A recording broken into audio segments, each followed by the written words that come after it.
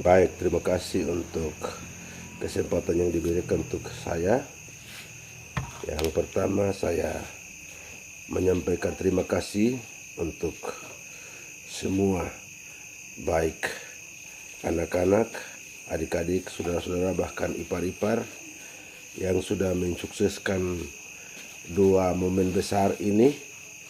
Yang mana momen pertama adalah ritual pengukuhan kepala suku yang telah dilakukan pada tanggal 19 subuh, tepatnya jam 4 pagi, dan juga pengukuhan badan pengurus Ikatan Keluarga Biak yang dilakukan pada tanggal 21 Juni 2023. Dua momen atau dua acara ini kami lakukan berkat kerjasama antara semua pihak, baik keluarga maupun simpatisan, sehingga dua acara ini boleh terlaksana sukses.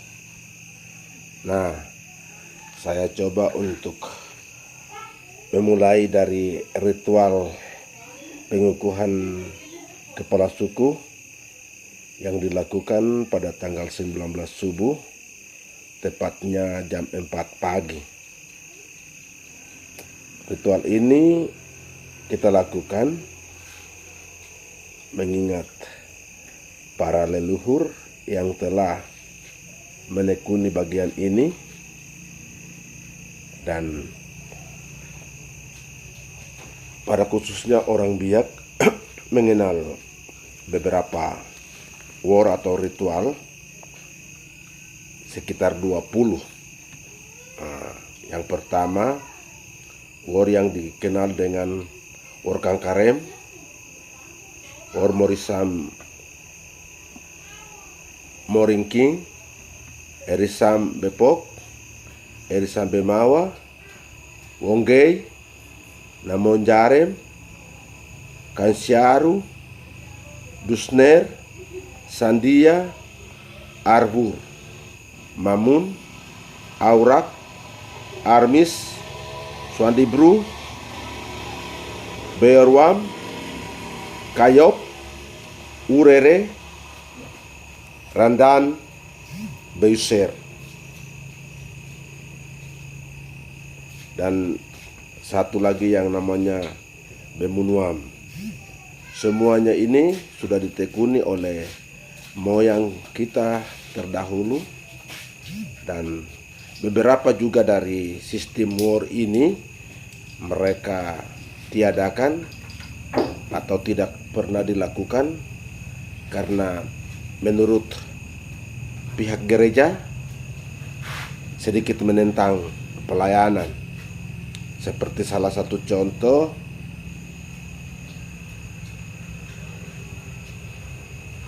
war Arbur atau juga war Aurak. Ini menurut keyakinan atau sebagian dari pelayan gereja menentang sedikit acara ini atau war ini, sehingga sementara ini ditiadakan. Nah, namun beberapa yang ada tetap ditekuni oleh masyarakat. Salah satunya seperti yang dilakukan pada pengukuhan kepala suku pada jam 4 subuh. Mengapa proses atau ritual ini dilakukan pada jam-jam seperti itu? Itu muncul pertanyaan. Jangan sampai orang lain yang tidak memahami bagian ini, mereka menganggap bahwa mungkin di situ ada bagian-bagian yang terselubung. Contoh seperti mungkin ada hal-hal yang berkaitan dengan roh halus atau apa yang mungkin ditekuni oleh masyarakat, pada khususnya orang Biak, sehingga kami coba membuka sedikit mengenai ritual ini. Ritual ini tidak ada sangkut pautnya dengan roh halus atau arwah-arwah yang lain, selain ritual ini dilakukan mengingat pada zaman-zaman dahulu orang Biak tekuni atau meyakini bahwa jam 4 subuh atau pada saat dimana bintang fajar menyingsing, di sana mereka meyakini bahwa kekuatan atau keyakinan itu bersumber dari bintang fajar itu. Sehingga pada zaman dahulu keyakinan masyarakat Biak bahwa haruslah mereka lakukan ritual-ritual pada jam-jam seperti itu, sehingga berkat atau apa yang mereka inginkan menjadi berhasil. Salah satu contoh atau salah satu cerita yang dilanjutkan sampai saat ini yaitu menyangkut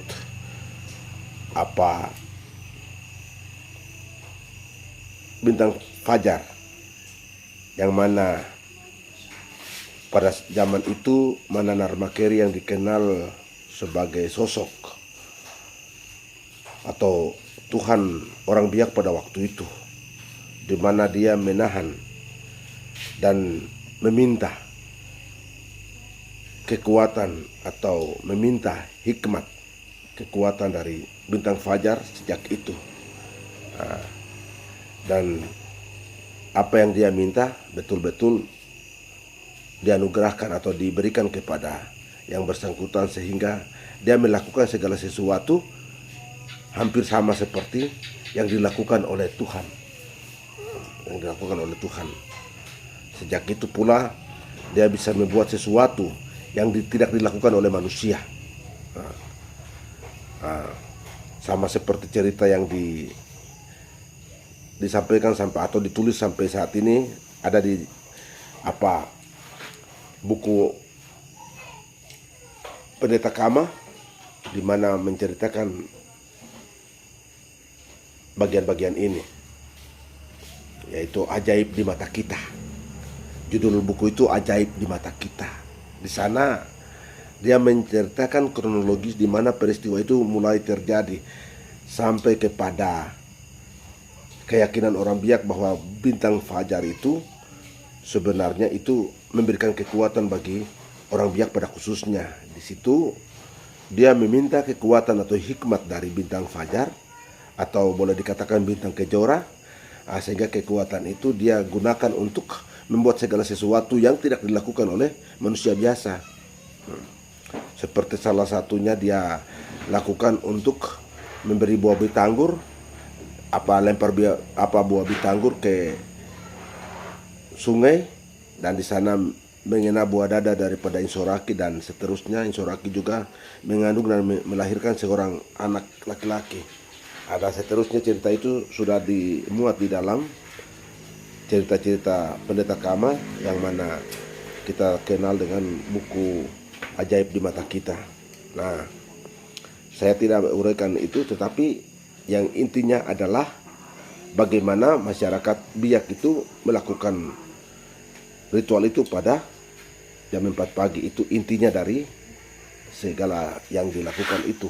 Maksudnya jam yang ditentukan untuk melakukan atau meminta kekuatan itu ada pada jam-jam seperti itu, sehingga matahari tidak boleh muncul sebelum ritual itu dilakukan. Karena menurut keyakinan orang Biak bahwa di planet ini yang mempunyai kekuatan lebih besar ada tiga komponen. Yang pertama matahari, yang berikut adalah bulan, yang ketiga adalah bintang. Yang dengan bahasa Biak, matahari disebut Ori, kemudian bulan disebut Paiki, lalu bintang disebut Mak. Disingkat menjadi OPM, Ori, Paiki, dan Mak. Disingkat menjadi OPM dari tiga unsur terbesar itu. Nah, sehingga yang terbesar adalah Ori. Ori adalah salah satu komponen yang terbesar yang menguasai pada siang hari, di mana semua kuasa itu akan diambil oleh atau telah diambil oleh matahari. Kemudian di pada malam hari bulan dan bintang. Bulan dia muncul sewaktu-waktu, sedangkan bintang setiap malam terlihat. Ada di 3 komponen besar ini, mereka menganggap bahwa Ori atau matahari mempunyai kedudukan hampir sama dengan Tuhan langit. Tuhan langit mempunyai kuasa lebih besar daripada 3 komponen yang tadi. Tetapi Tuhan langit itu tidak terlihat atau tidak kelihatan, sehingga mereka mengatakan Tuhan langit itu adalah, menurut keyakinan orang Biak, Tuhan langit disebut dengan bahasa Biak adalah Konori. Konori itu di sana ada ditekuni bahwa Ori adalah kedudukan yang tertinggi, atau dianggap Tuhan itu adalah kedudukan yang tertinggi, Ori. Pada saat itu Ori merupakan salah satu komponen yang terbesar di bumi ini, yaitu dia mempunyai kedudukan yang tertinggi sehingga dikatakan Konori. Kon sendiri adalah kedudukan, sedangkan Ori adalah matahari. Disamakan dengan kedudukan Tuhan Allah. Saya pikir itu bagian dari atau uraian sedikit dari apa yang dilakukan pada tanggal 19 pagi itu menyangkut ritual Biak yang dilakukan oleh masyarakat Biak. Lalu saya beri apresiasi bagi masyarakat Biak yang ada di Yahukimo, yang mana kalau terhitung orang Biak hadir di Kabupaten Yahukimo ini sejak tanggal 14, atau bukan Yahukimo pada ini, tapi pada pedalaman pada umumnya, yaitu dari Jaya-Wijaya pada waktu itu sampai kepada sekarang beberapa pemekaran yang terjadi. Di mana terhitung tahun 1957, tepatnya tanggal 14 September, di mana ada utusan orang-orang Biak, 5 orang pada waktu itu, mereka hadir di pegunungan atau Lapago pada waktu itu. Mereka sebenarnya adalah orang GKI tapi dikontrak oleh King Mi untuk melakukan proses penginjilan pada tahun-tahun seperti ini, tahun-tahun itu. Yaitu mereka setelah selesai dari salah satu sekolah penginjilan di Manokwari, lalu mereka dikontrak oleh King Mi untuk hadir di pedalaman Lapago, secara khusus di Wamena pada waktu itu. Dan mereka 5 orang ini tersebar di beberapa titik. Salah satunya Bapak yang kita lebih fokus ke daerah Yahukimo, yaitu yang menginjakkan kaki di daerah Yahukimo, yaitu Bapak Septinus Kaviar, di mana beliau diturunkan di salah satu tempat atau salah satu kampung yang dinamakan Seimah. Dia mulai bergerak di situ dari sisi penginjilan. Dari sisi penginjilan itu mereka berjalan beberapa tahun sampai pada mulai dari itu, setelah kontrakan itu berakhir, mereka menguasai daerah ini. Lalu di sanalah datanglah beberapa penginjil dari GKI. Mereka turut mengambil bagian di dalamnya, dan mereka mulai dari Wesaput, Kama, dan seterusnya mereka berkembang sampai masuk di daerah-daerah Kurima, lalu melanjutkan sampai ke daerah Yalimo, Yali, dalam hal ini Anggruk. Penginjilan itu mulai berkembang di daerah ini sampai kami yang saat ini hadir. di Kabupaten Yahukimo itu berkat dan kerja keras dari orang tua kami yang terdahulu. Sehingga kami menyampaikan terima kasih banyak untuk orang tua kami yang sudah mendahului kami dalam